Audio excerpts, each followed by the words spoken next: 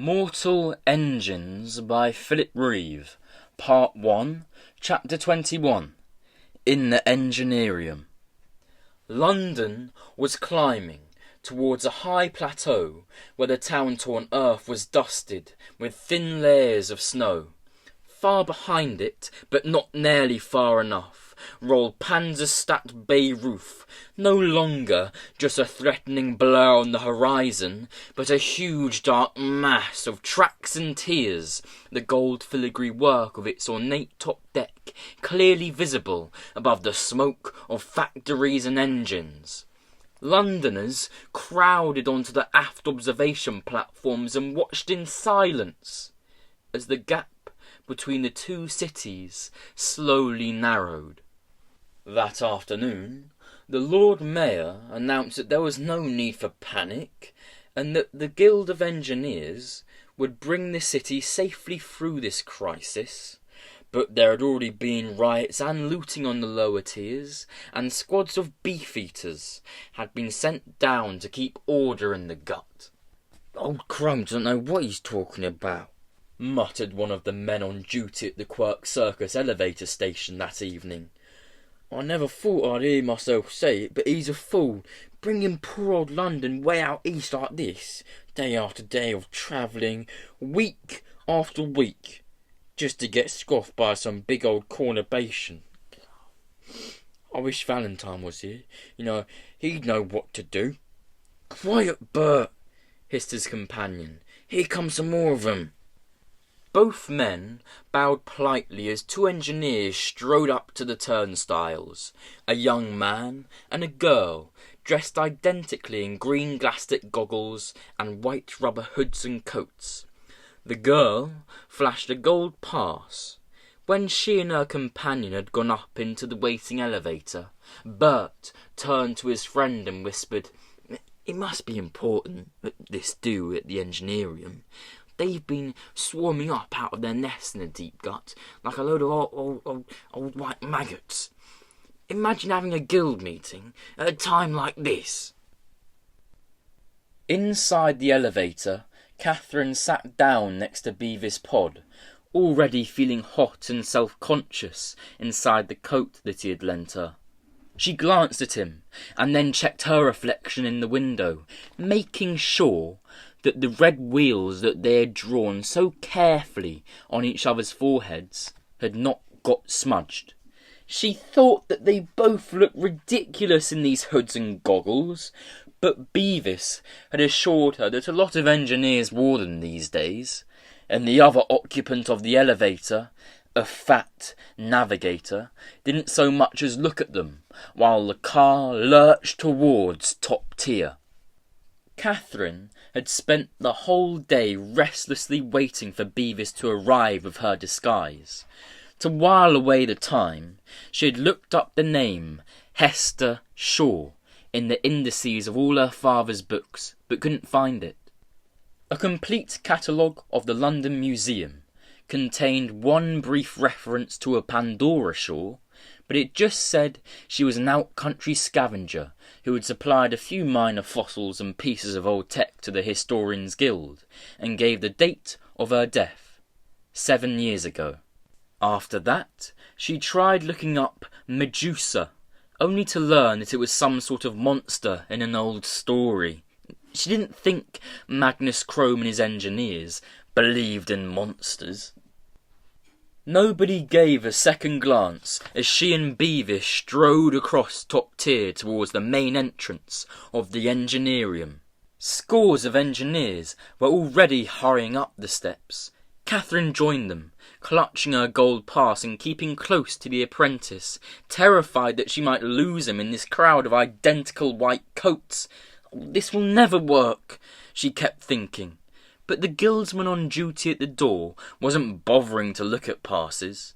She took a last look at the fading sunset behind the dome of St. Paul's, then stepped inside. It was bigger than she expected, and brighter, lit by hundreds of argon globes that hung in the great open shaft at the centre of the building, like planets hanging in space. She looked around for the staircase, but Beavis tugged at her arm and said, We go up by the monorail. Look. The engineers were clambering into little monorail cars.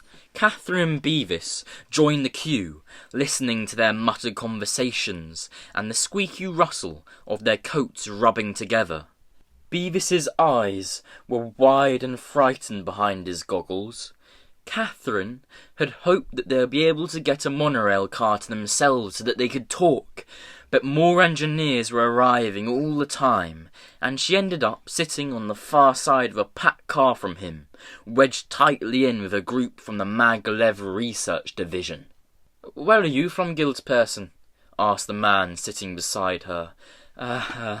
Catherine looked frantically at Beavis, but he was too far away to whisper an answer. She blurted out the first thing that came to mind. "K-Division." "Old Twixie, eh?" said the man. "I hear she's having amazing results with her new models." "Oh, yeah, very, very," she replied. Then the car moved with a lurch, and her neighbour turned to the window, fascinated by the passing view. Catherine had expected the monorail to feel like an elevator, but the speed and the spiralling movement made it quite different, and for a moment she had to concentrate hard on not being sick. The other engineers seemed not to notice. "What do you think the Lord Mayor's speech will be about?" one of them asked. "Must be Medusa," said another. "I heard they're preparing for a test." "Oh, let's hope it works," said a woman, sitting just in front of Catherine. "It was Valentine who found the machine after all, and he's only a historian, you know. You can't trust them." "Oh, come on. Valentine is the Lord Mayor's man," said another. "Don't let that historian Guildsmart fool you. Yeah, look, he's as loyal as a dog. So long as we give him plenty of money and he gets to pretend that foreign daughter of his is a high London lady." Round and round they went, and up past offices and workshops full of busy engineers, like an enormous hive of insects. The car stopped on level 5, and Catherine climbed out, still flushed with anger at what the others had said. She linked up with Beavis again, and they all trotted together along the chilly white corridors and through hanging curtains of transparent plastic. She could hear the babble of voices ahead, and after a few twists and turns they emerged into an immense auditorium. Beavis led the way to a seat near one of the exits. She looked about to see if she could spot Supervisor Nimmo, but it was impossible to make him out. The auditorium was a sea of white coats and bald or hooded heads, and more were pouring through the entrances all the time. "Look!" hissed Beavis, nudging her. "That's Dr. Twix, the one I told you about." He pointed to a squat little barrel-shaped woman who was taking a seat in the front row, chattering animatedly with her neighbours. "All the top guildsmen are here. Dr. Twix, Chubb, Garstang, and there's Dr. Vampraise, the head of security." Catherine began to feel frightened. If she had been unmasked at the door, she might have been able to pass it off as a silly prank, but now she was deep in the engineer's inner sanctum, and she could tell that something important was about to happen. She reminded herself that even if they discovered her, the engineers would never dare to harm Theodis Valentine's daughter. She tried not to think what they might do to Beavis.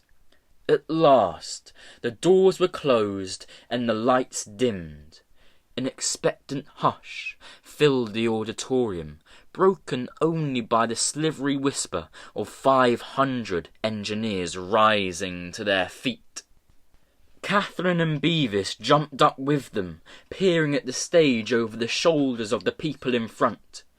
Magnus Crome was standing at a metal lectern, his cold eyes sweeping the audience.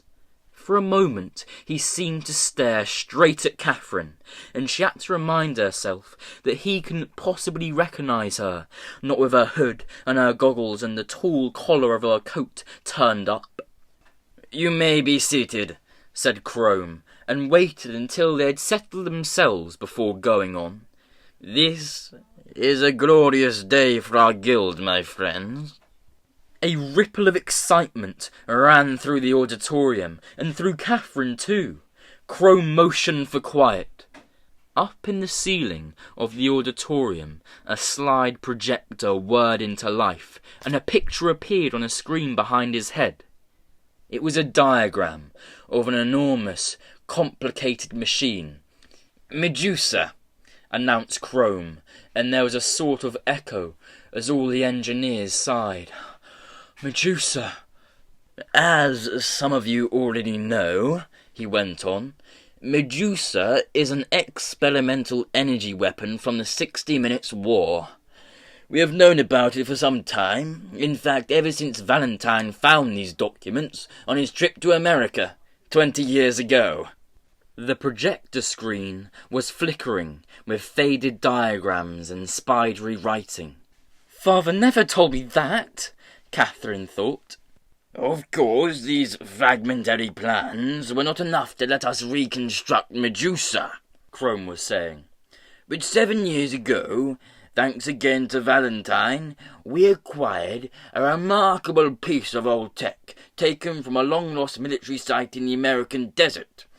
It is perhaps the best preserved ancient computer core ever discovered, and it is more than that. It is the brain of Medusa, the artificial intelligence that once powered this remarkable machine.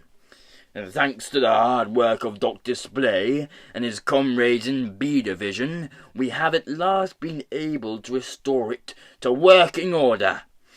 Guildspersons, the days when London had to run and hide from other hungry cities are at an end.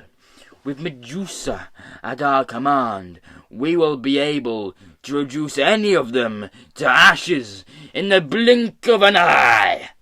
The engineers applauded wildly, and Beavis Pod nudged at Catherine to join in, but her hands seemed to have become frozen to the metal armrests of her seat. She felt giddy with shock. She remembered everything she had heard about the 60-Minute War, and how the ancients' terrible thunder weapons had blasted static cities and poisoned the earth and sky. Father would never have helped the engineers to recreate such a terrible thing. "Nor will we have to go chasing after scraps like Salthook," Crome continued. "In another week, London will be within range of Batman Gomper, the shield wall. For 1,000 years, the Anti-Traction League has cowered behind it, holding out against the tide of history. Medusa will destroy it at a single stroke. The lands beyond it, with all their huge static cities, their crops and forests, their untapped mineral wealth, will become London's new hunting ground."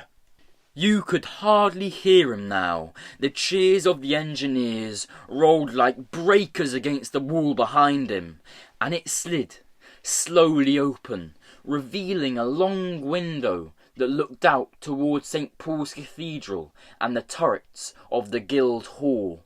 "But first," he shouted, "we have more pressing business to attend to.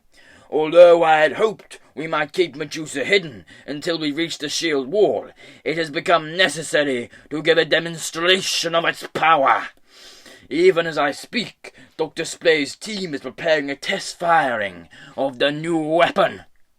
Even if Catherine had wanted to hear more, it would soon have become impossible, for Chrome's audience were all talking excitedly among themselves. A few engineers, presumably those connected with the Medusa project, were hurrying to the exits. Standing up, Catherine started pushing her way to the door. A moment later, she was out in the antiseptic corridor, wondering what to do next. "Kate!" Beavis Pod appeared behind her. "Where are you going? People notice you leave. I saw some guild security people watching us." "We've got to get out of here," whispered Catherine. "Where's the way out?" I don't know," admitted the boy. "I've never been to this level before. I suppose we'll have to find our way back to the monorail." He shook Catherine away as she tried to take his hand. "No! Somebody will see. Engineers aren't supposed to touch each other." They hurried along the tubular corridors, and Catherine said, "Crome was lying. My father didn't go to America 7 years ago. He just went on a little trip to the islands of the Western Ocean. And he never told me he'd found anything important. He'd have told me if he'd really found Medusa. He wouldn't want anything to do with the old world weapons anyway." "But why would the Lord Mayor lie?" asked Beavis, who was secretly rather pleased that his guild had stumbled upon the keys to yet another ancient secret. "Anyway, he didn't say your dad went to America for this thing. He just said he acquired it. Maybe he bought it from a scavenger or something. I wonder what Crome meant about a demonstration." He stopped. They had come to the end of the corridor, and there were no monorails in sight. 3 doorways faced them. 2 were locked, the third led only to a narrow balcony that jutted out from the Engineerium's flank, high above Paternoster Square. "What now?" asked Catherine, hearing her own voice high and thin with fright, and Beavis just as nervously replied, "I don't know." She stepped out onto the balcony to catch her breath. The moon was up, but veiled by thin cloud, and a cool drizzle was falling. She pulled off her goggles and let the rain spill down her face, glad to be free of the heat and the chemical stench. She thought about Father. Had he really found Medusa? Beavis was right. Crome had no reason to lie. Poor Father! He would be in the air now, somewhere above the snow peaks of Shangguo. If only she had some way to warn him what they were planning to do with his discovery. A low, mechanical rumble came drifting across the moonlit square. She looked down at the wet deck plates, but could not see what was making the noise. Then something made her glance up at St. Paul's. She gasped, "Beavis, look!" Slowly, like a huge bud blooming, the dome of the ancient cathedral was splitting open.